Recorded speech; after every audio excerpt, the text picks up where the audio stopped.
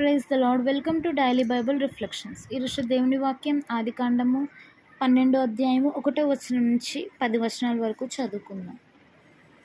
యెహోవా, నీవు లేచి నీ దేశము నుండి, నీ బంధువుల యొద్ద నుండి, నీ తండ్రి ఇంటి నుండి బయలుదేరి నేను నీకు చూపించు దేశమునకు వెళ్ళుము. నిన్ను గొప్ప జనముగా చేసి నిన్ను ఆశీర్వదించి నీ నామమును గొప్ప చేయుదును. నీవు ఆశీర్వాదముగా నుందువు. నిన్ను ఆశీర్వదించు వారిని ఆశీర్వదించెదను, నిన్ను దూషించు వారిని శపించెదను. భూమి యొక్క సమస్త వంశములు నీ యందు ఆశీర్వదింపబడునని అబ్రాముతో అనగా, యెహోవా అతనితో చెప్పిన ప్రకారము అబ్రాము వెళ్ళెను. లోతు అతనితో కూడా వెళ్ళెను. అప్పుడు అబ్రాము హారాను నుండి బయలుదేరినప్పుడు 75 ఏండ్ల ఈడుగలవాడు. అబ్రాము తన భార్య అయిన శారాయిని, తన సహోదరుని కుమారుడైన లోతును, హారానులో తానును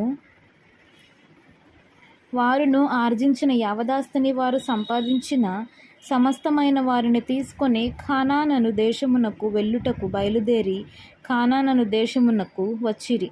అప్పుడు అబ్రాము షెకెమునందలి యొక్క స్థలము దాకా ఆ దేశ సంచారము చేసి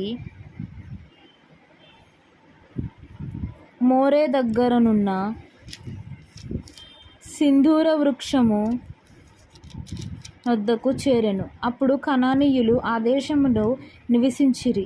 యెహోవా అబ్రామునకు ప్రత్యక్షమై, నీ సంతానమునకు ఈ దేశమిచ్చేదనని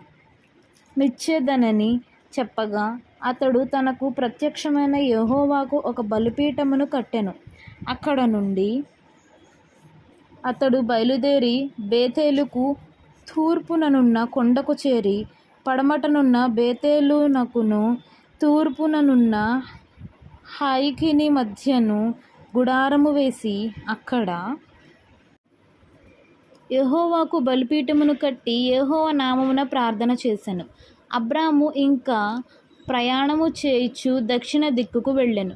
అప్పుడు ఆ దేశములో కరువు వచ్చెను. ఆ దేశములో కరువు భారముగా నున్నందున అబ్రాము ఐగుప్తు దేశములో నివసించుటకు అక్కడికి వెళ్ళెను. చదవబడిన వాక్యం దేవుడు దీవించి ఆశీర్వదించును గాక. ఆమేన్.